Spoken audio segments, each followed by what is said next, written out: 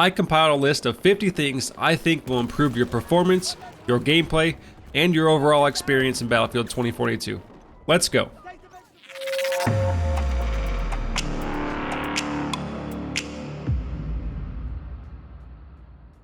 On PC, if 2042 is loading slowly for you, try running it in admin mode. If you increase your FOV and turn off ADS field of view, you will not only be able to see more around you at all times, but when you ADS, you get more zoom out of your weapons, even while using a 1x sight. Turn motion blur all the way down and turn off chromatic aberration, film grain, vignette, and lens distortion. This will make your game clearer and more stable, making enemies easier to see and hit. You can create new loadouts by going to Collection, Loadouts, and selecting Add Loadout. These will then be available to select from Angel's loadout crate. Keep one loadout for changing weapons throughout a game. Use the others to be able to switch on the fly using a loadout crate. This ensures loadouts don't get messed up and you will always have a setup for each situation. Play co-op to level up specialists, weapons, and vehicles. When selecting a game mode, select co-op at the top of the screen, edit the bot's difficulty, and choose your map. Remember, when using the plus system, the inside-most items are equipped by default. To use the plus system in-game, press and hold T on PC, L1 on PlayStation, or left bumper on Xbox. Each ammo type has its own ammo count, so if you find yourself running out of ammo, use the plus system to switch ammo types and keep in the fight. You can also pick ammo up from dead players. Just look for these little packs on the ground. Each one supplies you with 20 rounds. You can change outfits in-game, so remember to select an outfit best suited for the map you are playing. This will help you blend into surroundings, make it harder for enemies to find you. On that topic, don't forget to use suppressors as they keep you off the map and hidden from enemies. But keep in mind, suppressors do reduce weapon stats, so use them on a situational basis. When using a sniper rifle, try to use the extended barrel as often as possible, as it provides a faster bullet velocity, making it easier to hit targets.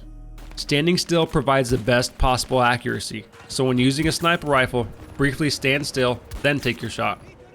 When using a hybrid sight, ADS, then press F on PC or melee on console to switch between the sights.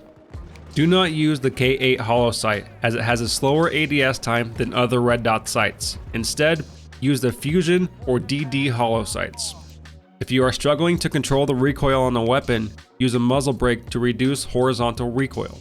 Extended mags also add recoil, so try putting on a smaller mag to make your weapon more controllable. You can also crouch while shooting for improved accuracy.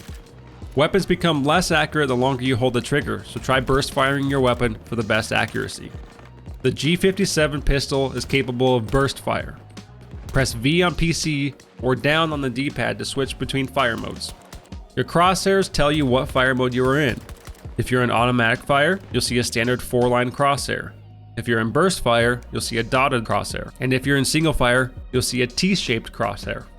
To toggle your underbarrel attachment on weapons, such as the SFAR, press X on PC or down on the D-pad for console players. Pair Boris with his sentry gun and a ranger for max firepower.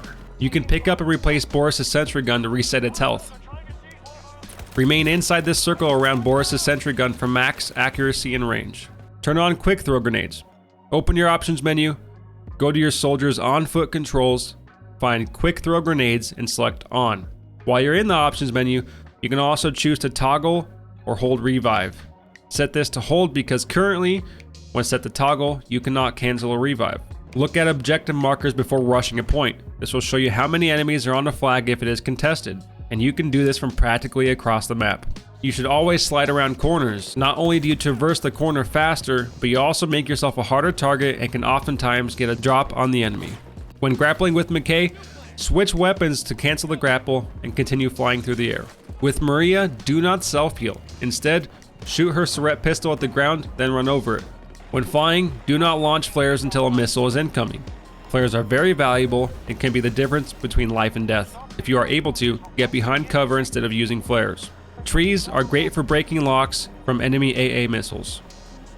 All vehicles have a repair ability that needs manually equipped after unlocking it.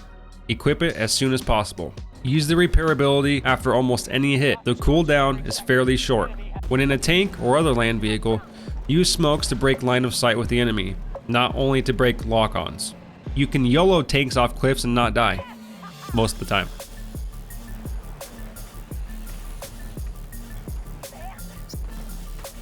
When playing Angel, remember to keep throwing those supply pouches. The cooldown is rather quick. You keep yourself and friendlies topped up on armor and ammo, and you gain XP for doing so. To call in a loadout crate, pull out Angel's resupply ability. If you're on PC, right click to select the drop location, then left click to call it in. If you're on console, press left trigger or L2 to select a drop location, then right trigger or R2 to call it in. You can restore your ammo, grenades, and rockets using Angel's loadout crate. Use EMP grenades on Rangers and Boris' sentry gun to disable the turret and substantially weaken them. Use EMP grenades to disable vehicle weapons and countermeasures.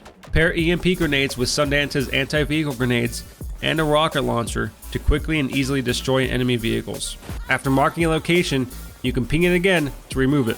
Remember, you can use a call-in system to have a vehicle drop at your location so you don't have to run across the map. When ziplining, you can jump, making it harder for enemies to hit you, but don't forget to press interact to grab back onto the zipline. If any of these tips helped you, leave a like, it greatly helps the channel. If there is anything I missed, let me know in the comments, as I'll be doing more tips and tricks videos in the future. If you're new here, consider subscribing, and until next time, take care.